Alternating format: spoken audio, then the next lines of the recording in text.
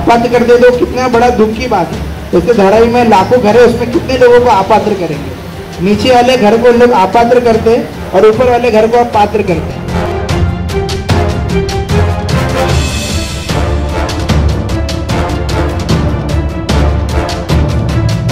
घर का बनाया तो बिल्डिंग के सामने बड़ा प्लान बना के डालता है, तो हमारा धारावी वाले के लिए कहां डाला? अभी तक बताया नहीं है, अभी तक उसके बारे में कुछ चर्चा भी नहीं हुआ। कम से कम हमारे धारावी वाले को इतना स्क्वायर फुट का रूम देगा।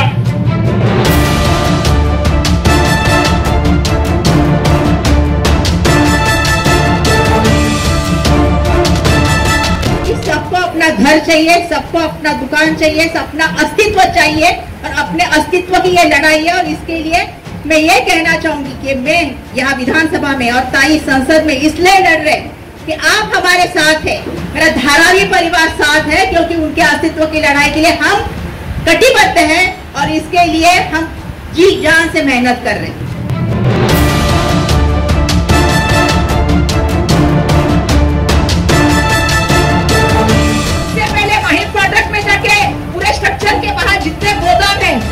गोदाम वालों को, दुकानदारों को तो बोलना चाहती हूँ, उनकी तो कुछ चर्चा ही नहीं है।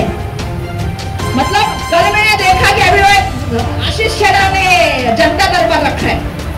हाँ, ना आप यहाँ के पालक मंत्री हो, ना कभी आपने धारावी की तरफ देखा, ना कभी आपने धारावी के लिए आवाज उठाई। आपने वहां पे तो अवीरों के लिए बनाने का काम किया। वहाँ के 15 वर्ष के लोगों को जाके पूछो कि आशीष शेरा किसके सपोर्ट में खड़ा रहता है। वहाँ की लड़ाई, लोगों की लड़ाई लड़ने का काम हम करते हैं। यहाँ पे आके आप जनता दरबार लेते हो और यहाँ के कमर्शियल के स्ट्रक्चर को आप नोटिस दिलाने का काम करते हो, हमारे गोदाम को नोटिस दिलाने का काम करते हो। जो लोग जरदोजी का काम करते हैं, जो लोग इसका काम करते हैं, जो क्या बोलते हैं उसका गारमेंट का, जरदोजी का गारमेंट का भी आपको पता है धारावी में क्या है? क्या है धारावी में? लेदर है, गारमेंट है, पॉटरी है, वेपर है, बाकी इंडस्ट्री है।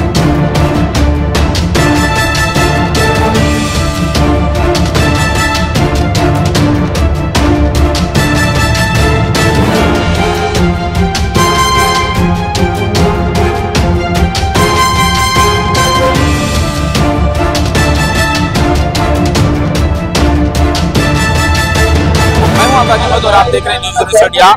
धारावी के नाम पर जिस तरह से घोटाले हो रहे हैं, इसका उजागर हमने आपके सामने किया था कि मदर डेयरी में किस तरह से 25,000 करोड़ का डूब हुआ है। उसी तरह ताई ने ट्विटर पे एक मामले को उठाया है। आइए जानते हैं ताई से कि किस मामले को उन्होंने उठाया है और क्या मामला वो है। ताई, धारावी के विकास के नाम पर 25,000 रुपए करोड़ का घोटाला होता जा रहा है, जिसको हमने उजागर किया मदर डेयरी में जाकर। वहां के लोगों से बात की, उन्होंने कहा कि 25,000 करोड़ की जमीन को 57,000 करोड़ में अडानी को दान में दे दी गई है। इस तरह का लेकर आप भी ट्विटर पे कल एक कुछ मैसेज डाला है, वो क्या चीजें है, किस तरह का घोटाला, कितना घोटाला हो रहा है धारावी के नाम पर? देखिए, सबसे बड़ी बात तो यह है कि वहाँ के जो मदर डेयरी के कर्मचारी हैं, उनके बच्चों का स्कूल शुरू है। आज वहाँ पे वो लोग बहुत साल से वहाँ रह रहे हैं। उनके घर खाली करने के लिए उनको कहा गया है कि आपको जो है वो रिटायरमेंट के बाद पैसा नहीं मिलेगा। इस तरह से आप किसी को धमका नहीं सकते। आपने उनका जो पेंशन था वो बंद करने की धमकी दी है। आपको ये नहीं सुविधा मिलेगी, वो सुविधा नहीं मिलेगी। जिस तरह से एरेटा की कॉलोनी में जो कर्मचारी थे उनको भी इसी तरह से किया गया। उनके पैसेज बंद कर दिए, लाइट बंद कर दी है, पानी की सुविधा, साफ सफाई की सुविधा, कर्मचारियों को मिलने वाली जो इंक्रीमेंट है, जो उनको मिलने वाली बाकी की फैसिलिटी है, ताकि कर्मचारी छोड़ के चले जाए। मेरा सवाल ये है कि ये जमीन किसी उद्योग के लिए दी होती, किसी गरीब आदमी के लिए, तो हम सोचते इतने बड़े आदमी के लिए जमीन दी। जब हम धारावी कर जाना नहीं चाहते कुर्ला में, तो आपको क्यों चाहिए वो जमीन? कुर्ला कर की इच्छा है कि वो जमीन कुर्ला की हो, वहाँ पे गार्डन है, वहाँ बड़े बड़े पेड़ है, और वो जमीन की कीमत कितने में दी है? आज गरीब आदमी चाहेगा बिजनेस करने के लिए, क्या उसको देंगे 10% 10 या 20% के रेडी रेटनर के ऊपर?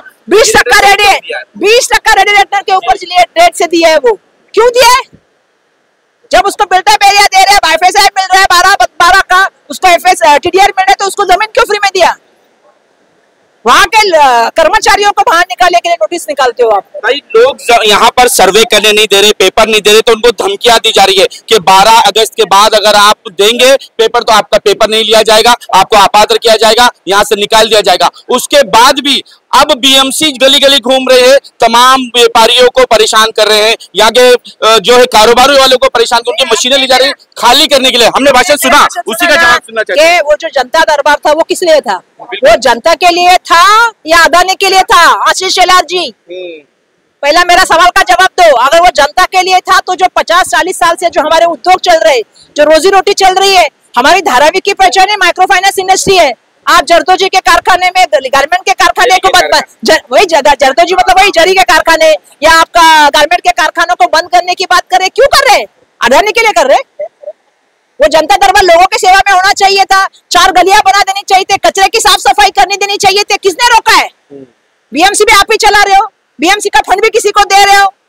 रास्ता बनाना होता है तो हमें एनएम क्या उसका नाम, डीपीएल का, उसकी परमिशन लेनी पड़ती है। लोग तो कह रहे हैं Narendra Modi development private limited ये नाम है।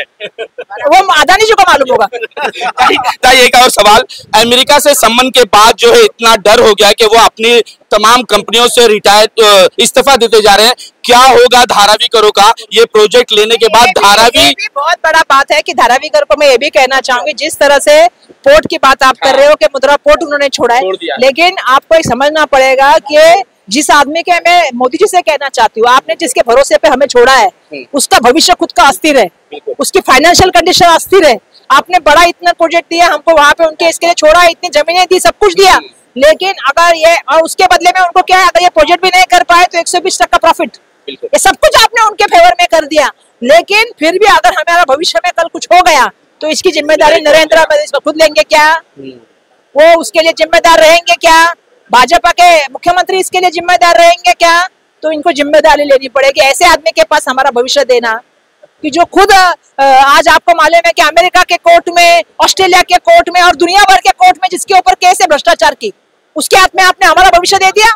क्यों दिया? हमने तो ग्लोबल टेंडर मांगा था, फिर अदानी कैसे आए? और जो टेंडर 7,200 करोड़ का था वो 5,000 में कैसे गया? तो मोदी जी दोस्त को संभालिए। ताई, आपके अपने भाषण में कहा कि हम सबको एक होकर एक साथ लड़ना होगा, तो वंचित अघाड़ी अलग लड़ रही है, शिवसेना अलग लड़ रही है, धारावी बचाओ अलग लड़ रही है, कांग्रेस अलग लड़ रही है। कब एक प्लेटफॉर्म पे सब लड़ेंगे? कब एक आवाज होंगे? सब एक है।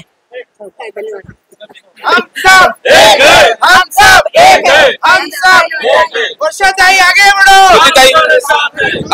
अभी यहाँ के लोगों ने आपको बुलाया और अपनी समस्या आपके सामने रखी। क्या समस्या थी, क्या बातें उन्होंने की है?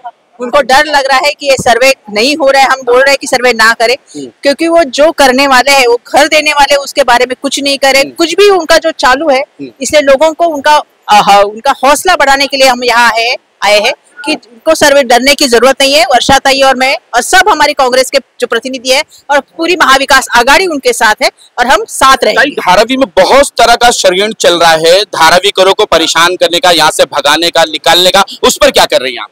उसके लिए मैंने कल मीटिंग रखी है। मुझे पता है कि क्या क्या चल रहा है अभी, अपने जो काम है उद्योग धंधे उन लोगों को भी कर रहे हैं, तकलीफ दे रहे हैं, तो उसके लिए कल मीटिंग रखी है और जो कुछ हो सकेगा हम करेंगे। हमको पता है कुछ लोग, मैंने भाषण में भी कहा कि कुछ लोग यहाँ आके देख रहे हैं कि जो कुछ मिलेगा उसमें कुछ खोड़ी करने की ये काम उनका चालू है, लेकिन धारावी कर एक है और उनकी एक ही का उनको सबूत दे देंगे जल्दी।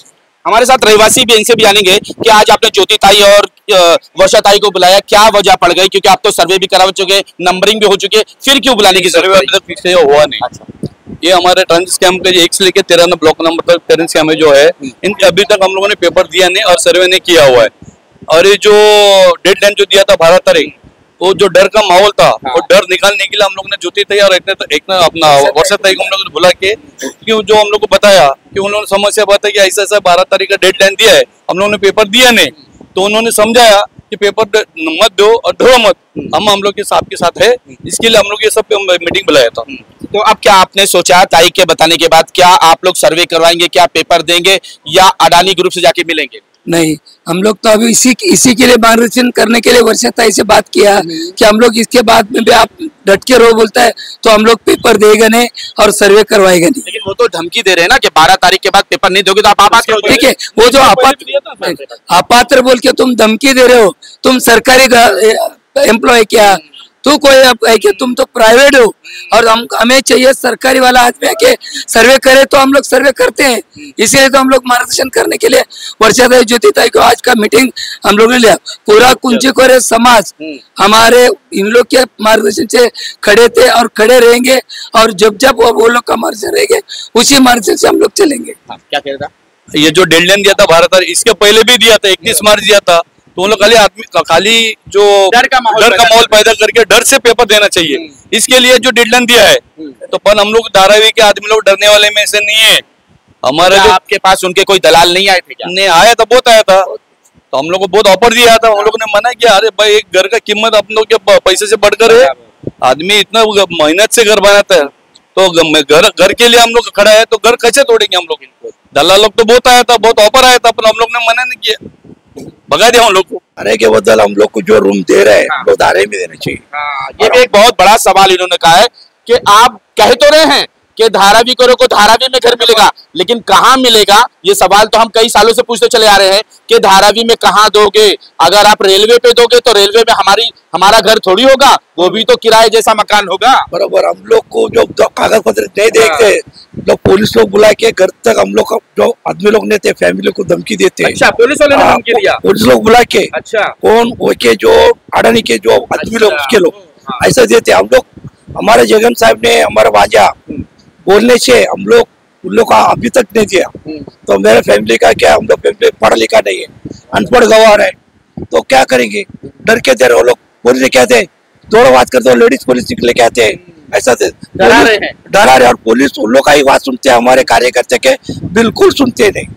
तो हम लोग कहाँ जाएंगे? तो क्या आप कहे ये आरोप लगा रहे कि पुलिस वाले भी मिले हुए हैं? मिले है ना, मिले है, तो इसके लिए हम लोग का बात सुनते नहीं, जनता की बात, और जनता की बात सुनते पुलिस का क्यों? हम लोग कुछ कम, हम लोग हमारा घर है, हम कहाँ रहेंगे बाल बच्चे लेके? हम लोग का 2 फीट, तीसरा पीढ़ी है हमारा। मेरा आजोबा, मेरा बाप, मैं 3 पीढ़ी के रहती है हम लोग। अभी हम लोग गटर के दिन निकल गए, अभी हम लोग क्या डेवलप नहीं करना चाहते? डेवलप करना चाहते हो, क्यों करना चाहते हैं भाई? कितना दिन रहेंगे हम लोग किधर? कभी तो करना है, कभी तो रहना है, तो हमको डेवलप करके दो। तो हमारे जगन साहब और मेरे वाजे बोलते उस हिसाब से हम लोग अभी तक चल रहे हैं, हमारे दिमाग से नहीं चलते। क्यों किले? हम लोग अनपढ़ गवार है, हमारे बात उसका ये फायदा उठाना चाह रहे हैं, वो फायदा उठाते और हमारे कार्यकर्ता लोग को लेके आके बंद कराते। पुलिस लोग बिल्कुल सुनते नहीं हमारे। हम लोग कितने डर गए, जो पढ़ा लिखा का नहीं सुनते तो हमारे क्या सुनते? ये भी एक आरोप है कि ये पुलिस से भी किस तरह से डरा धमका रहे, अगर ये नहीं सुनते तो इनको पुलिस स्टेशन ले जाया जाता है, वहां इन पर प्रेशर डाला जाता है, लेकिन फिर भी ये अभी तक अड़े हुए हैं कि हम अपना पेपर नहीं देंगे और ना ही सर्वे करवाएंगे। लेकिन अगर आप हमें बता दें कि आप हमें कहाँ घर दोगे और किस इलाके में घर दोगे, वो घर हमारा होगा नहीं होगा, उसके बाद आप स्टैम्प पेपर पे लिख कर दीजिए, हम सर्वे कराने को तैयार है, हम अपना पेपर देने को तैयार है। वो कुछ कहना है? हाँ सर, स्वाग भाई, मैं तो ये कहना चाहता हूँ कि रात को 10 बजे 11 बजे बाद आके डॉक्यूमेंट्स बोलते हैं तुम कारखाना करके रखा है, तुम 4 आदमी को काम करा रहा है, इसका पुलिस चौकी में पेपर जमा किया क्या? 11 महीना पूरा हो गया, उसका तुम फिर से ये एग्रीमेंट बनाया क्या? तो ये सब जो हर साल जो ये होता है, तो पुलिस वाला रात को क्यों होता है? दिन में भी आकर सवाल कर सकते हैं ना।